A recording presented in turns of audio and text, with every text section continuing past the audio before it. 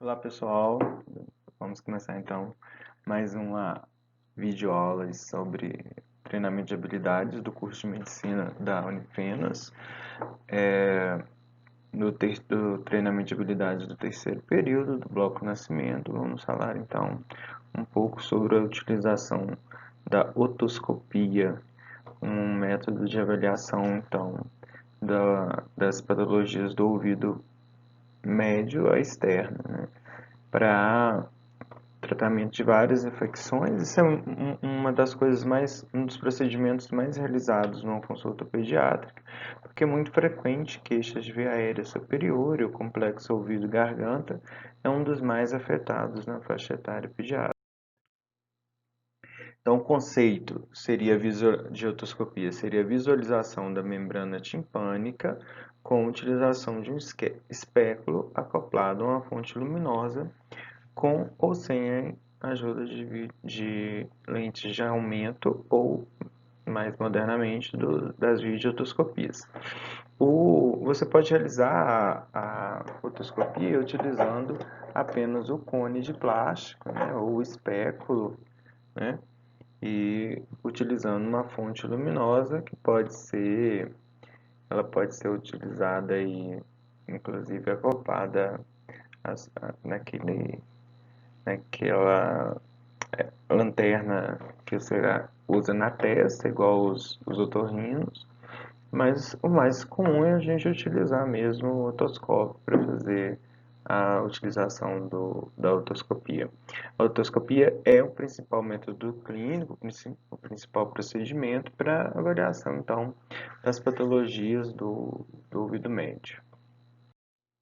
Na otoscopia, ela segue a sequência de exame físico normal. Nós vamos fazer inspeção, palpação e, por fim, a utilização de um aparato médico, né, que seria o otoscópio. Sempre lembrar que, por se tratar de um procedimento que pode causar dor ou incômodo, você deve entender que cada paciente tem o seu momento para acalmar o paciente e também respeitar o melhor momento para a realização do procedimento, sempre procurando o momento que a criança ou o paciente maior esteja mais calmo e colabore. Então aqui a gente tem dois modelos aqui de otoscópio, lembrando que ele é uma fonte luminosa, então ele tem essa angulação entre a fonte luminosa e o aparato de visualização, que é o cone ou espéculo acoplado aqui a um sistema de visualização que tem uma lente de aumento. Isso aqui é um outro modelo, também a mesma coisa. Você aqui vai ter iluminação, vai iluminar esse canal que tem uma lente de aumento. Eles geralmente são alimentados por pilha, né? Então, igual esse aparelho, né? Aqui a gente coloca, quando você abre, você vai ter a, a alimentação que é por pilhas, né? Então a gente usa esse daqui, usa pilhas maiores. Você tem, dependendo do tamanho, você pode usar aquelas outras pilhas AA ou 3A, né? Dependendo do tamanho da lanterna. Esse daqui é um modelo simples, então ele é mais grosseiro, o cabo, né? O cabo, em relação ao espéculo, ele sim vai ter essa angulação, triangulação, ou para você segurar assim, ou que é mais fácil você segurar próximo aqui, ó, com uma caneta, como a gente segura uma caneta. Então, o cabo vai ficar para cima, né? E aí você consegue alinhar para que ele fique reto, né? Porque ele tem que ficar reto para a gente retificar o conduto e ele possibilitar então a realização da otoscopia.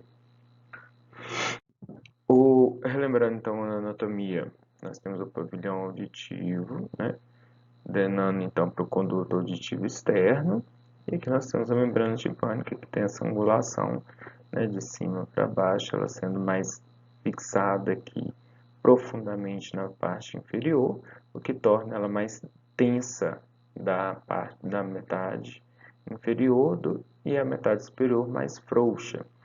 né? Então, a membrana timpânica, ela marca a divisão da orelha externa com a orelha média, né? E não dá para a gente avaliar, então, a orelha interna. A orelha interna ela é feita através do uso do diapasão, né? São outros testes que a gente faz, tá? Lembrando aqui a tuba de Eustáquio, né? Que vai ser por onde vai ter a comunicação, então, aqui com a nasofaringe. Ela fica inserida bem aqui na parte inferior aqui da orelha média. Algumas vezes pode ser visualizada se a membrana tibânica estiver bem translúcida. Aqui, mostrando aquela posição que eu falei, segurando igual uma caneta, a gente segura igual uma caneta. E aqui utilizando a mão para tracionar o pavilhão auditivo para trás e para cima, no caso de pessoas adultas.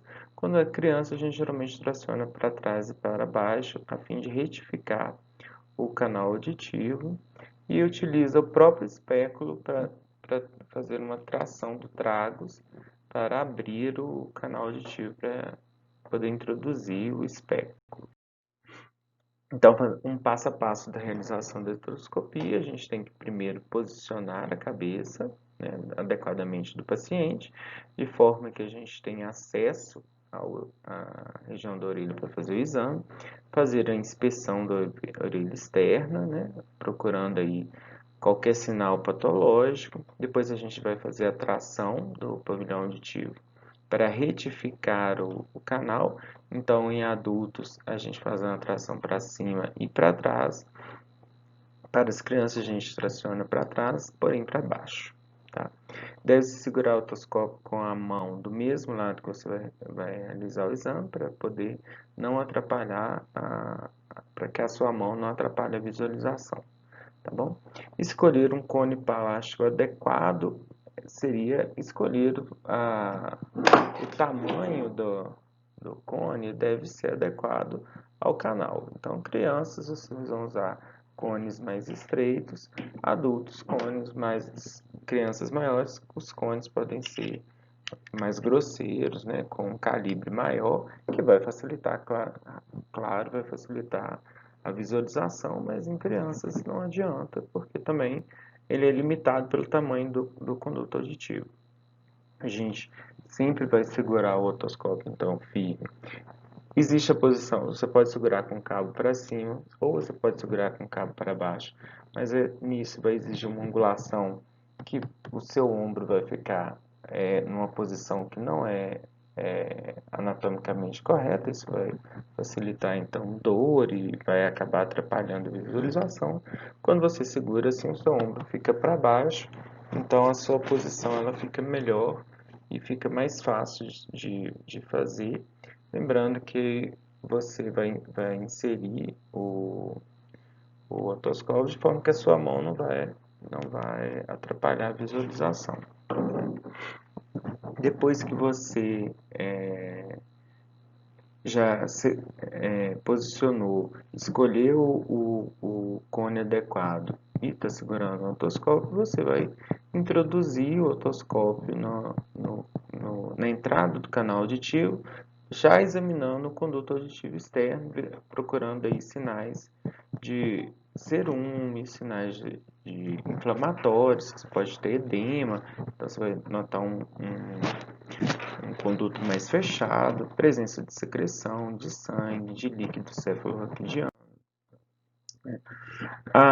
Quando você conseguir, depois que você já fez a visualização do conduto auditivo, você vai introduzir o máximo possível para poder chegar até a membrana timpânica. Lembrando que a membrana timpânica normal é fina e semi-transparente.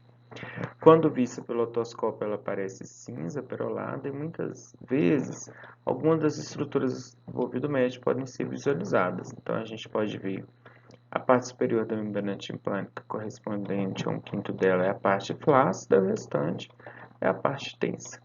A porção periférica da membrana timpânica aderida ao conduto auditivo externo é espessada e é chamada de anel fibroso. A gente consegue ver o cabo do martelo que se estende para baixo e para a região posterior do ouvido médio. e é um ponto de referência no exame, enquanto o processo curto do martelo alavanca sobre a membrana, sendo projetado para dentro do canal auditivo interno. O umbro, que é a dobra, né, fica no centro da membrana, né, e do umbro parte um cone de luz, que é o que a gente chama de triângulo luminoso, que é para baixo e para a direita. Se a transparência da membrana for suficiente, algumas vezes é possível, igual eu falei, observar o processo longo da bigorna e a abertura da tuba auditiva.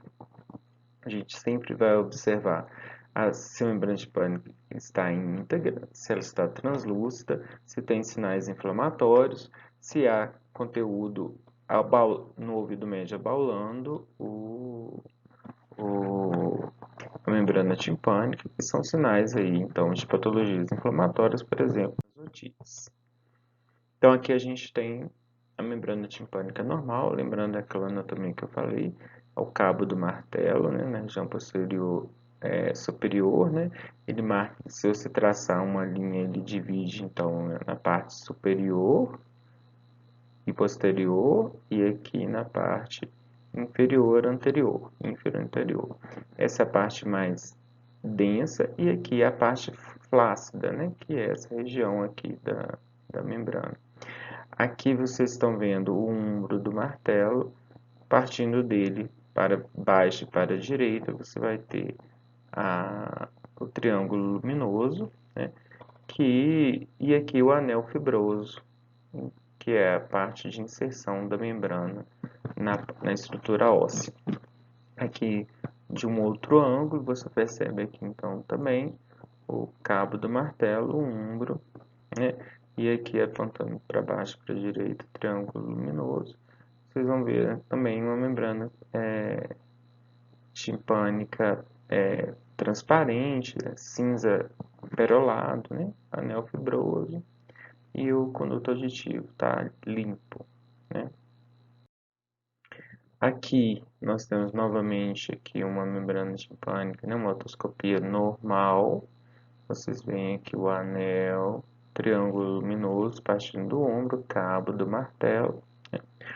Aqui é uma outra visão nessa membrana que a gente já observa que ela não é, comparando com o normal, você tem um apagamento do triângulo luminoso, ele não chega a formar totalmente, né? Você tem pontos luminosos, então é uma membrana que não está fisiológica, e o conteúdo, por dentro você tem um conteúdo que está cheio de bolhas, né? Bolhas de ar. Isso é o comum que a gente chama de otite secretora ou otite serosa, porque você tem uma obstrução da tuba auditiva. Uma outra coisa que é comum, isso aqui já no início da otoscopia a gente se deparou com uma rolha de cerume. Então você não consegue transpor. Para transpor, ou você vai utilizar uma pinça bem fina, né, que é uma pinça que tem bem delicada, né, e que você vai conseguir pegar essa rolha de cerume e retirar. Geralmente a gente não detém no consultório o aparato e fazer lavagem, né, que é uma outra forma também de retirar as rolhas de cerume que vão impedir a realização da otoscopia. Então, aqui a gente tem as alterações então, de otite média aguda, né? Então a gente observa alterações inflamatórias, a membrana timpânica abaulada, com bastante hiperemia, aqui mais exacerbado. Esse é o achado mais frequente, isso é a patologia mais frequente, é uma patologia febril, né, que causa muita dor pelo abaulamento da membrana timpânica. Às vezes, igual aqui já está quase rompendo, quando ela rompe, isso que a gente chama de otite supurada, muitas vezes a dor para, né, porque o abaulamento é que leva àquela dor na otite média aguda. Aqui desse lado a gente já tem um processo mais crônico, com membrana timpânica já perfurada, e essa tumoração brancacenta, que é o colesteatoma, isso é uma hiperplasia de processo inflamatório, né? E é geralmente associada a uma otite crônica. Aqui nós temos também outra variante daquela otite secretora, né? Aqui, em vez desse abolamento, nós temos uma membrana bem retraída. nós temos aqui o cabo do martelo, né, e ele não tem o triângulo luminoso formado, também a luz se difunde aí pela membrana, tem um aspecto de retração, também é um processo crônico.